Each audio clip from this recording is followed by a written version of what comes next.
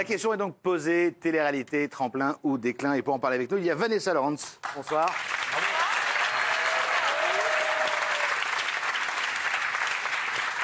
Alors, en télé-réalité, vous avez fait quelles émissions? Pas mal. J'ai commencé par l'île de la Tentation, Les Anges de la télé-réalité 5, 6, Les Ch'tis, il y en a eu plusieurs. Ah oui, vous avez fait la totale. Une vraie spécialiste. Sarah Fresso est avec nous. Bonsoir Sarah. Bonsoir.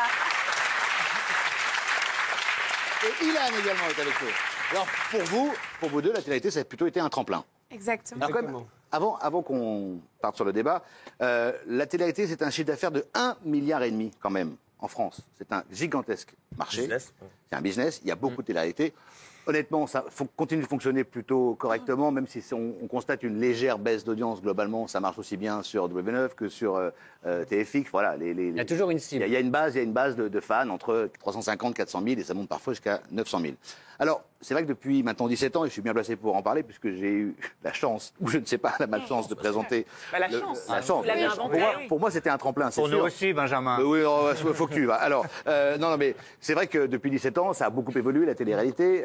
À mon époque, quand j'ai lancé Loft, il y a eu un pic à 11 700 000 pour la finale. Tout à fait. Bon, et la finale de Secret, c'était 460 000 téléspectateurs. Il y a effectivement eu un déclin. Ceci étant posé, aujourd'hui, ça semble être devenu un business. Ceux qui y participent, ma foi, en vivent plutôt pas mal, avec les placements de produits, avec ce qu'ils font le week-end, les boîtes de nuit, etc. Pour certains. Mais pour d'autres, c'est vrai qu'il y a eu des catas. Et les catas, on peut les énoncer. Loana, c'était très compliqué. FX, le regretté, il a fini par se suicider. Donc il y a eu effectivement des drames. Donc la question, je pense, est légitime. Et on doit la poser. Est-ce que c'est un tremplin ou un déclin? Pour vous, Vanessa, c'est une cata. Il y a des mauvais exemples. En fait, il faut que j'explique pourquoi. C'est une cata au tout début parce que j'ai commencé par l'île de la Tentation où on n'était pas forcément entouré comme on l'est maintenant. Maintenant, voilà, je suis chez Shona Evans, Magali, donc vous connaissez tous, donc on est bien encadré et maintenant ça marche bien. Donc maintenant ça va. Alors, je m'en suis sortie. Vous êtes encadré commercialement. Voilà, oui. Et Après, effectivement, on peut le dire aussi un peu. Psychologiquement, c'est ça qui est un peu compliqué. Nous, on n'était pas encadrés, on est sortis de là, on retourne à notre vie de tous les jours. Il n'y a personne qui nous aide et qui nous donne un appui, une épaule sur qui compter. Oui, mais on n'a pas de fausses promesses dans la télé-réalité. Quand on participe à un jeu, c'est très ponctuel. Les producteurs nous le disent. Vous participez, après, il n'y a pas de promesse. C'est pas une machine à devenir une star. Après, moi, je trouve que le mot tremplin et le mot déclin, c'est un peu compliqué. Je ne peux pas cautionner le mot tremplin pour les jeunes qui nous regardent parce que c'est pas un but en soi de faire de la télé-réalité. Ce n'est pas un métier. Benoît, mais moi, j'ai eu beaucoup de chance. Moi, j'ai eu de la chance d'être entouré. J'ai gagné Secret Story, ça a été énorme. Après, moi, j'en attendais rien de ce jeu. Ça va être un déclin pour vous. Vous êtes du côté du... Non, moi, parce que le mot tremplin, je veux pas prouver aux jeunes que c'est un tremplin la télé-réalité. Il faut un métier, c'est un plus pendant les vacances si on participe, c'est un peu d'argent, un peu de monnaie, mais ça peut pas être une fin en soi. Je ne peux pas utiliser ce mot-là, il est beaucoup trop dangereux pour les jeunes. Non, ça peut être aussi un tremplin. Je suis pas forcément d'accord. Il y en a combien? Il y a combien de gens qui ont réussi dans la télé-réalité avec le nombre de candidats? Imagine Nabila pour 1000 laissés pour compte. Mais parce que là, vous prenez des grandes réussites, mais je suis pas d'accord. Il n'y a pas que des grandes réussites, il y a aussi des petites réussites et qui sont en devenir. Oui, mais tu peux pas dire aux jeunes une réussite, c'est faire du placement de produits pour les dents. J'en profite aussi. Mais quand on parle de télé-réalité, il n'y a pas que placement de produits. Je suis pas d'accord. C'est un ensemble de choses. On part en tournage, on fait des rencontres qui pour le business, nous fait avancer. Mais dans quel business? Mais attends, par exemple, je vous dis un exemple. Moi, aujourd'hui, bientôt, peut-être que je vais ouvrir une affaire à Lyon. Oui. Grâce aux connaissances, on les remplit, nos affaires. Oui, mais là, tu parles pour toi, pour ton affaire personnelle. Mais imagine le nombre de c'est son cas, lui, Benoît. Parce que là, on doit défendre un petit peu... Enfin, on doit défendre notre intérêt. Oui, mais il faut faire un message aux jeunes. Je dis pas que c'est un exemple. Je dis juste qu'aujourd'hui, il y a des choses à faire. Moi, à la base, avant de faire de la télé-réalité, j'avais quand même un métier en main. Je gagnais très bien ma vie, pour être honnête avec vous, et je n'aimais pas la télé-réalité, je regardais même pas. Mais aujourd'hui, depuis que je suis dedans, c'est la vérité... Bah, ça m'a apporté énormément. Je gagne quasiment autant qu'avant. Mais il y a trop peu de personnes qui s'en sortent pour. Là, on a moi, j'ai levé le doigt. 30 secondes, oui, je sais, mais je vais vous donner la parole dans 2 secondes. Baissez votre doigt, je vais vous donner la parole. Vous êtes sûr? Alors, j'en suis absolument certain. Vous, il y a eu un déclin physique, il y a eu des excès. Voilà. Ça vous a amené vers des choses moi, pas c'est très... surtout parce qu'à la base, j'étais mannequin. Et du coup, suite à ça, à la télé-réalisée, j'étais cataloguée personnage de télé. Et du coup, j'ai perdu tous mes contrats. Ça a été la première cata. Et la deuxième, on est dans un milieu où il y a des fois des polémiques. Donc même si on n'est pas forcément concerné, on est dedans. Des polémiques suivant ton mode de vie. Moi, j'aimais bien faire la fête. Donc tu sors du lundi au dimanche, tu as un mode de vie un petit peu moins sain. J'avais pas la chance d'être entourée, j'ai perdu mon papa au même moment. Donc du coup, il suffit qu'on ait une petite baisse de morale. Et puis voilà, donc j'ai été un petit peu touchée par tout ça. Maintenant, heureusement, j'ai rencontré l'homme de ma vie et Magali. Et Ilan beaucoup. Ilan, moi, oui, voilà. Ah, bah, Qui m'a- Un exemple.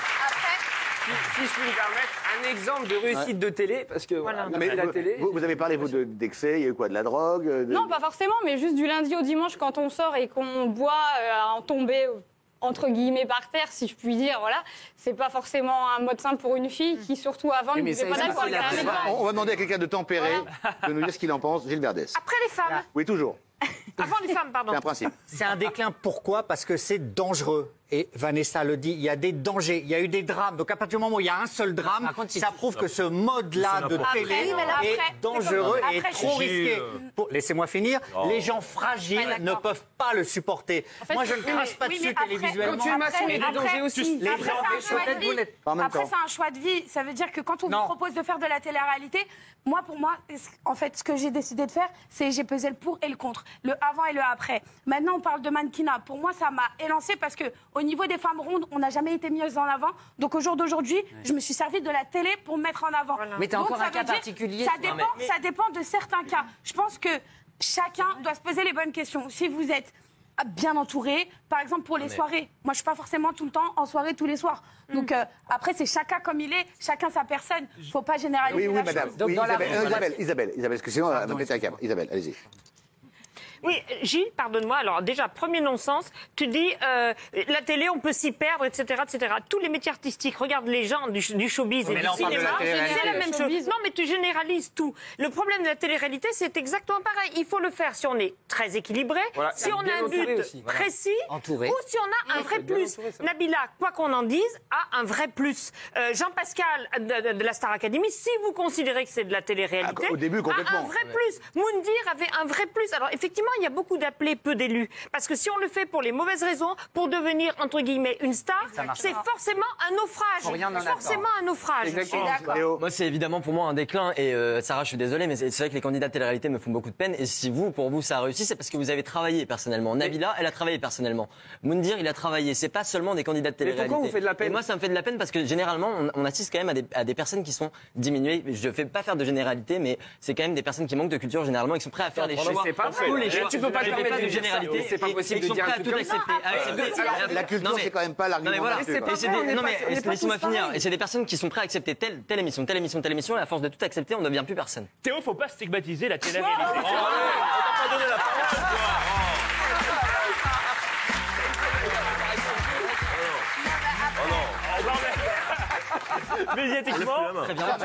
Médiatiquement, c'est une fenêtre de tir formidable. On parle de tremplin, pourquoi? Parce que la télé-réalité...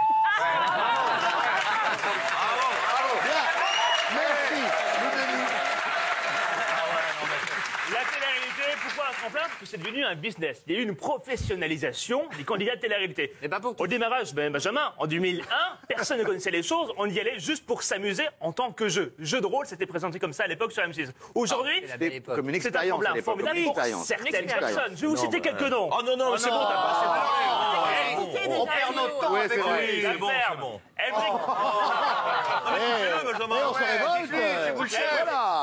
Eric Vannery, animateur sur Énergie. IM, Benoît. Mais c'est des personnes qui ont travaillé. sur C8. C'est pas le débat. Aujourd'hui, si on considère que la Star Academy était quand même filmée, a sorti Jennifer, grosse star française, Nolwenn Leroy, excusez-moi, oui, la télé-réalité est un tremplin.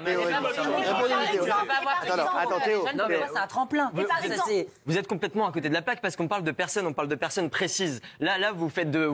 Il y a combien de milliers de candidats qui sont à la même Non, on ne peut pas généraliser. À partir du moment où on est mal entouré, on ne peut pas s'en sortir pour moi dans la télé-réalité. C'est pas la télé-réalité en elle-même qui détruit les personnes, les candidats de télé-réalité. Indirectement, c'est les médias. Non, c'est les médias qui poussent. Oui, mais parce qu'ils sont mal entourés. Non, mais je veux. Parce que nous, on est simplement nous-mêmes. Et après, les médias, des fois, ils déforment notre vérité, ils déforment notre réalité. C'est vrai. Et c'est ça qui fait qu'on tombe en dépression. Moi, je pense qu'il y a une différence. Alors oui, c'est un tremplin, mais il y a des différentes tailles de tremplin. Moi, par exemple, c'était un moyen tremplin. Par exemple, il y a certaines personnes, c'est un énorme tremplin et parfois un petit tremplin. C'est une sortie de route.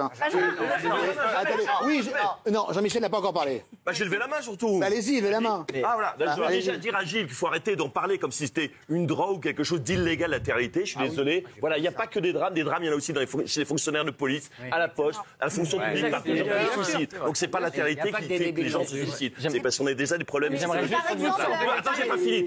fini. C'est long. Un coup de boule à la mi-France. Deux, évidemment, c'est un tremplin. Ceux qui disent que c'est un déclin, en général, c'est des gens qui sont déjà nantis, qui sont déjà célèbres, qui ont beaucoup d'argent, etc. Moi, je trouve qu'un jeune qui trouve ce moyen-là pour avoir un peu de notoriété, faire un business, etc. Mais moi, je me demande déclin pour les protéger, ces jeunes. S'en sortent. Et moi, je trouve que la notoriété, c'est pas bien. Par exemple, on peut prendre l'exemple de Karine Ferry. En fait, si on est un peu malin et professionnel et équilibré, c'est un tremplin parce qu'il y a de la médiatisation. En revanche, si on a une faille, alors il faut avoir un socle familial pour que ce ne soit pas un déclin.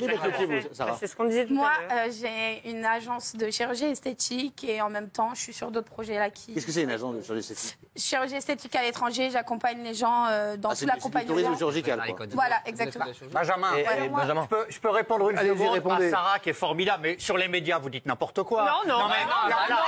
Vous en vivez des médias. La télé-réalité vit des médias. Mais les médias qui la font exister.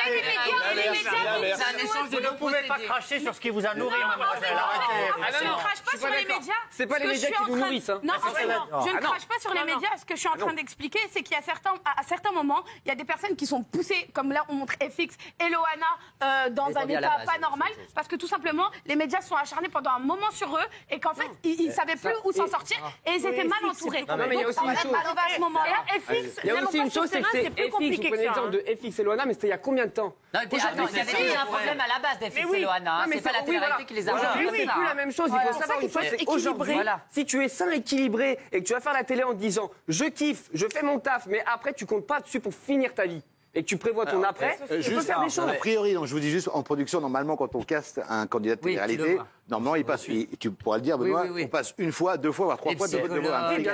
Après, il y a des questions qui se posent. Quand un candidat est très bon, peut-être on passe outre la recommandation des psys, mais en tous les cas, le travail est fait. Pour le coup,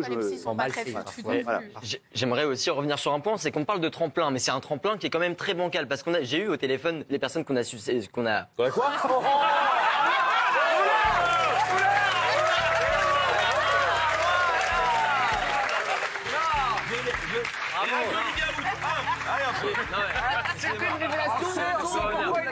J'ai eu au téléphone les personnes qu'on a citées en termes de success story, et c'est des personnes qui traînent quand même cette télé-réalité. Même s'il y a des personnes qui ont réussi grâce à la télé-réalité, c'est un boulet qu'on tient toujours et qui tiendront toute leur vie. Ça dépend de ton image. Si tu es fier ou pas de ton image. Moi, aujourd'hui, je ne dis pas que je suis fier de mon image, mais j'assume ce que j'ai fait.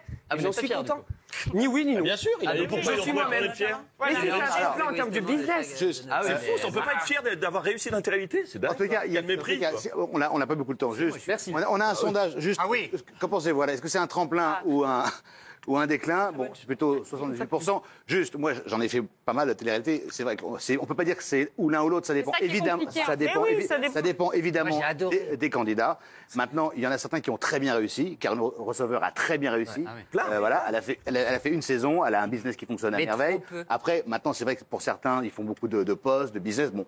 Mais voilà. Et ça resterait une expérience, quoi qu'il arrive. Maintenant, en revanche, ce que je peux vous dire, et ça, pour le coup, je me mets un peu en question et on est un peu responsable. Je pense que quand on prend des gens de télé-réalité et qu'on prend des candidats de télé-réalité, il faut les accompagner à la sortie. Et ça, c'est un travail qui a été. On est accompagné aujourd'hui. Aujourd'hui, oui. Par Magali Berda, je suis désolée. Mais c'est pas son métier, tu lui passes sur Magali Berda pour t'accompagner en télé-réalité. Je dois rendre l'antenne. À vous, Cognac, je dois rendre l'antenne. Quoi qu'il en soit,